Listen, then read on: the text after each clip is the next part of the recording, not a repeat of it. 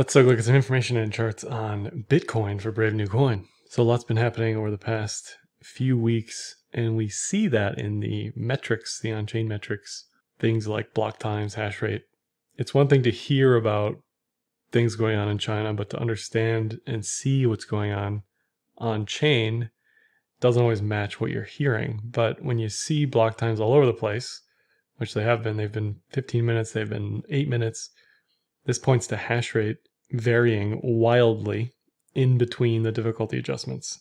So that's your first clue that something's going on here with hash rate coming on, hash rate coming off very quickly within the 2-week time frame of difficulty adjustments to sort of tip you off and say, okay, maybe this stuff in China is legitimate and they're actually attempting to do something with mining.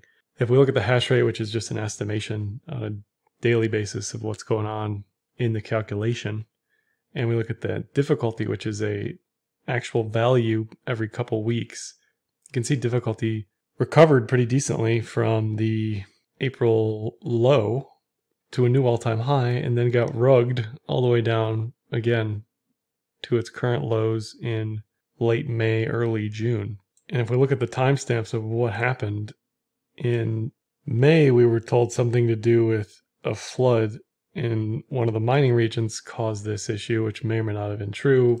It looked to be fine 2 weeks later. And then 2 weeks after that, a couple days ago, after the China mining news hit, we're at a negative 16% difficulty adjustment. And not only that, but we're due for another negative 13 in the next 10 days. So evidence is mounting that yes, hash rate is coming off significantly over the past 4 weeks. Is there a definitive way to tell whether or not this is China based on the data alone? Probably not, but we can look to other stuff to see what's going on. There's a guy, Wu Blockchain, on Twitter who does a pretty good job reporting on Chinese stuff. And again, even if you don't believe the screenshot, you don't believe what his reporting says, it's starting to line up.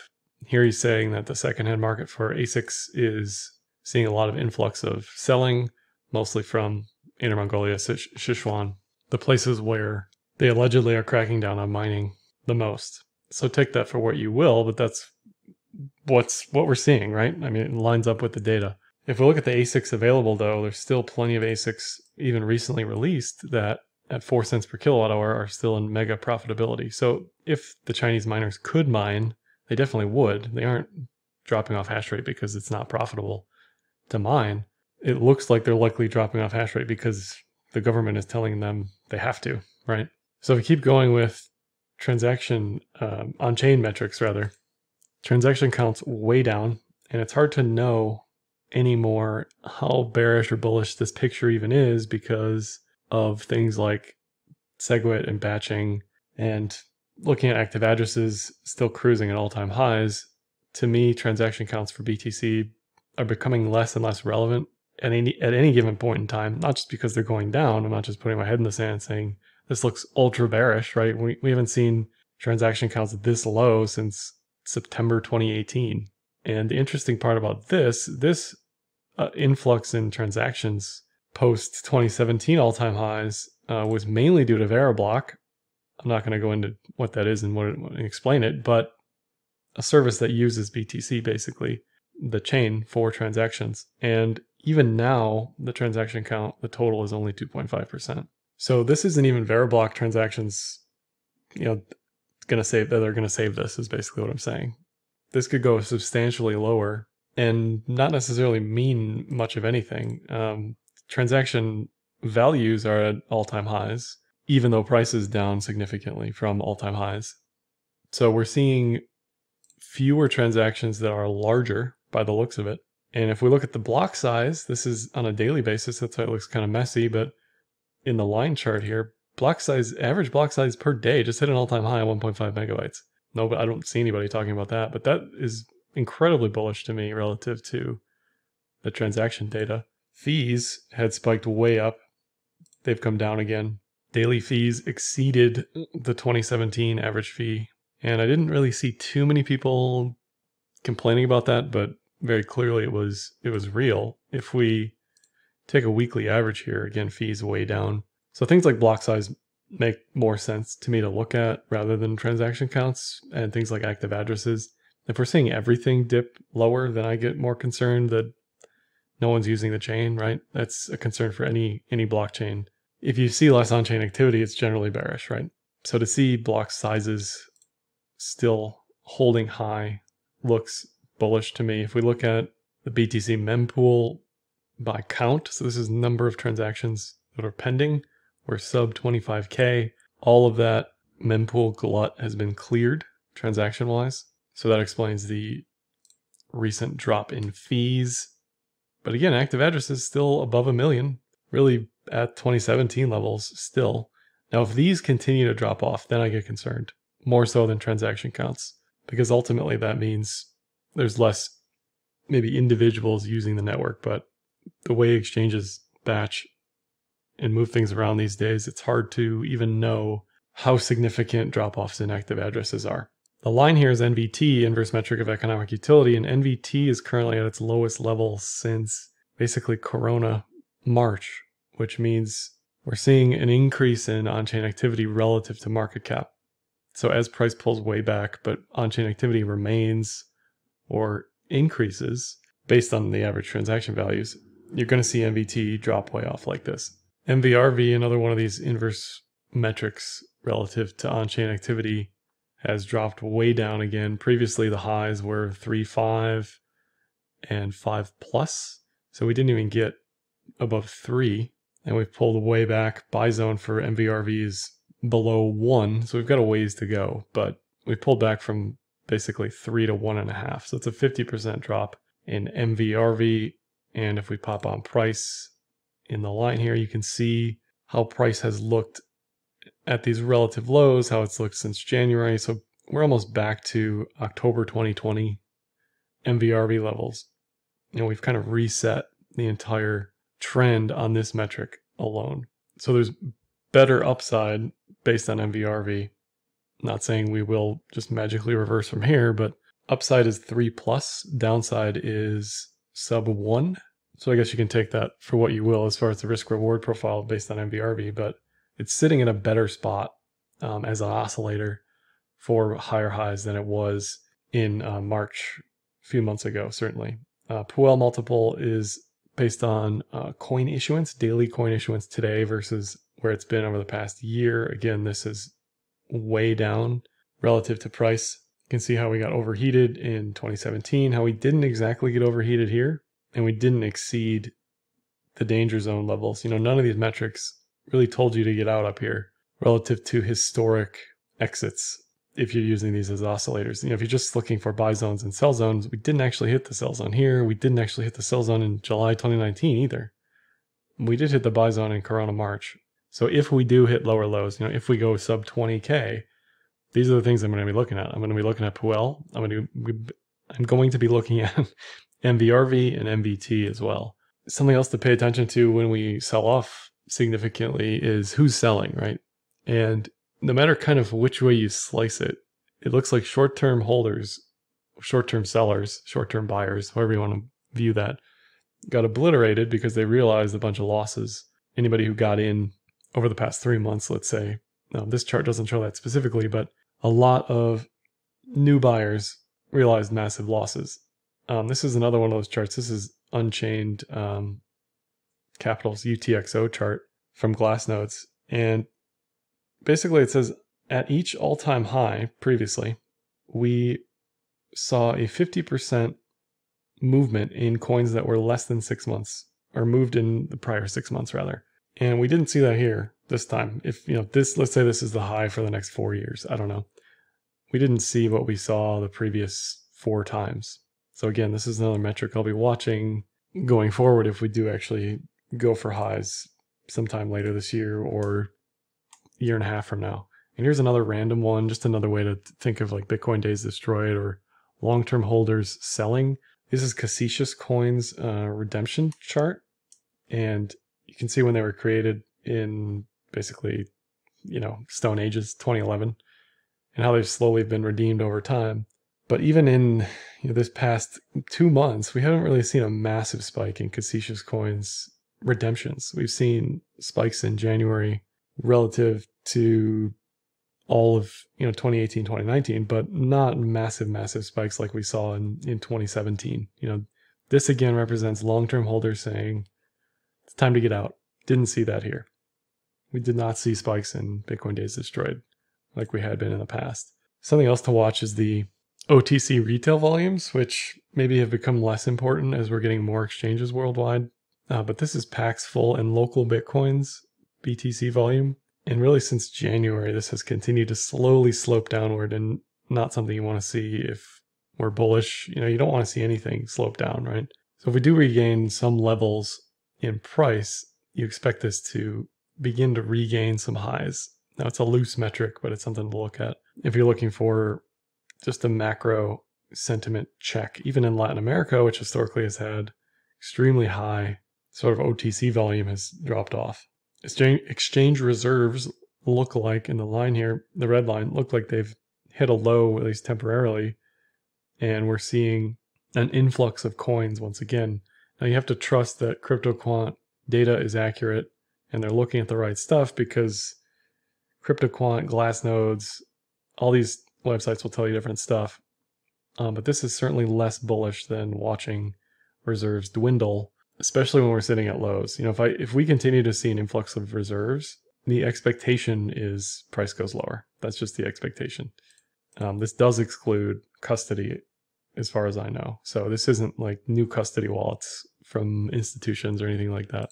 Miner outflows, there was a lot of chatter about miners selling, causing price going down.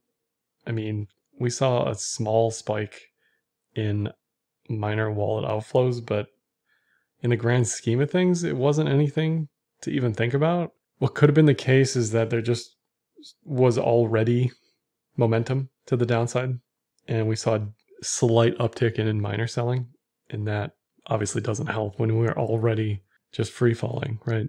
But we didn't see, if we saw miner selling that we saw in February, if we saw that over the past few weeks, who knows where we'd be? Because look at the substantial selling we had relative to the other day. It was nothing, well, relative to where it was.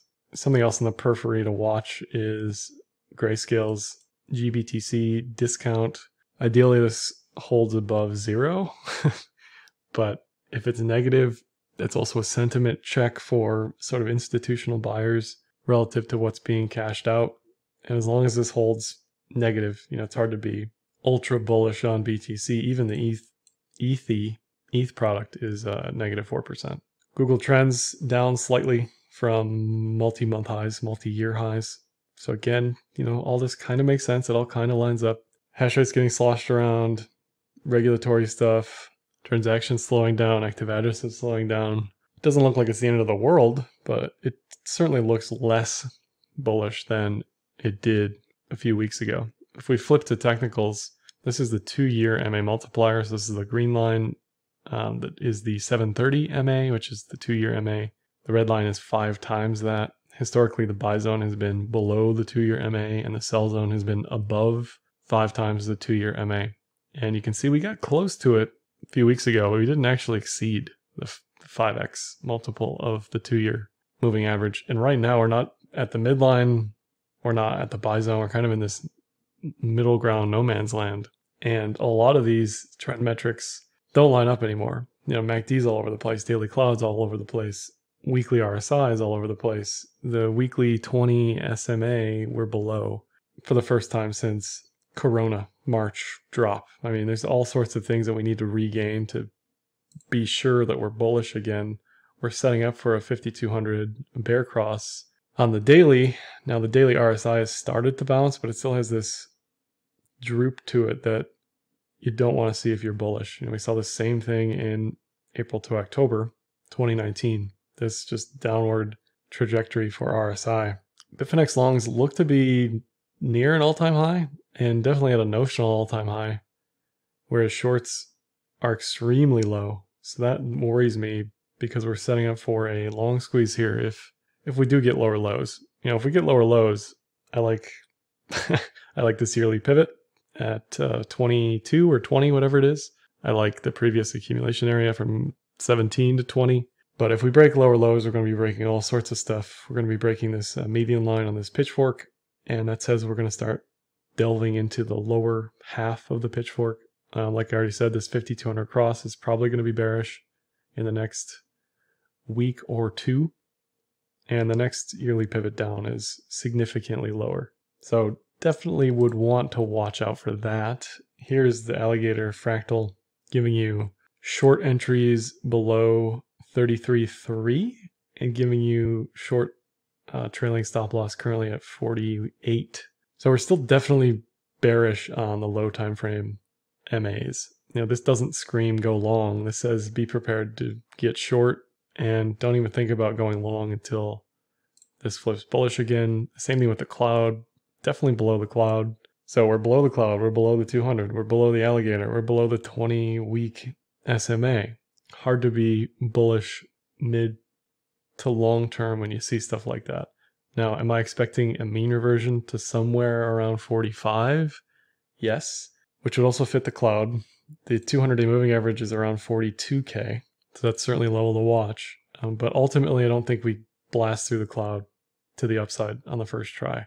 I like the potential for a mean reversion to 45, which is the cloud level and the key June there. The 4-hour cloud triggered, or has begun to trigger rather, a bullish edge-to-edge play with a target of 41 to 45. The TK cross isn't bullish yet, but we had the first candle close inside of the cloud since the drop below the 4-hour in mid-May. So this is really the first opportunity we've had based on the cloud alone for some sort of move in the upward direction. Now we've had hints of inverted head and shoulders. We've had hints of Adam and Eve, but this is the best play we've had based on the cloud alone. And I like 41 to 45. That fits all those high time frame targets with a nice mean reversion play. There's also this triangle, which an equilateral triangle following a down move typically leads to continuation, in this case bearish continuation, and again that's sub 20. This is the range based on the 1618 fib and the measured move. Now if this breaks up, it's calling an equally ridiculous target of 52 to 56 basically. So the targets we'll see in either direction. It's not a 50-50, it's more of a downside bias, but if this does break up, it says 45 has a decent shot, in my mind. And we're getting close to breaking some sort of diagonal based on the wicks. Now, if we were breaking down here, I'd be much more bearish than I am now on these low time frames. Something else to watch is this bearish pitchfork, which to me looks pretty real. This was the all-time high. Here's one low and one high. After that, and you get this downward projection, price held this midline a couple times, broke below it, held this low several times, and then held at the midline several times. But we're seeing the first glimpse of a candle break above that level since the breakdown, really. So again, I like 45-ish as sort of the upside limit before more consolidation is probably needed. We probably won't shoot through this resistance, just as we won't shoot through the cloud beyond 45 anytime soon, I don't think. So overall, technicals are kind of on a cliff potentially. Anything lower, and it's kind of good night for a while, I think. Which breaks all sort of seasonality. Worst month we've ever had in May. One of the worst months we've ever had as far as negative. It's looking like it's shaping up to be the worst Q2 we've ever had. So we're definitely at a decision point post dump. Do we have more dump in the tank, or can we mean revert here a little bit back into the 40s? Lastly, I'll mention the ETH-BTC fund on Enzyme.finance. I trade for Techemy Capital, non-custodial portfolio management tool. You can observe or participate in the fund. You can see AUM, allocation, trades, everything I do and when. You can see I entered in BTC and ETH earlier today based on that 4-hour mean reversion attempt. So not only am I somewhat bullish on lower time frames, I'm actually acting on it. And you can see what I'm doing in that regard. We also have a DeFi portfolio where, again, you can see AUM, allocation, and everything else that's going on there. So that's all I for this one. Like, dislike, comment, share, subscribe, and happy trading.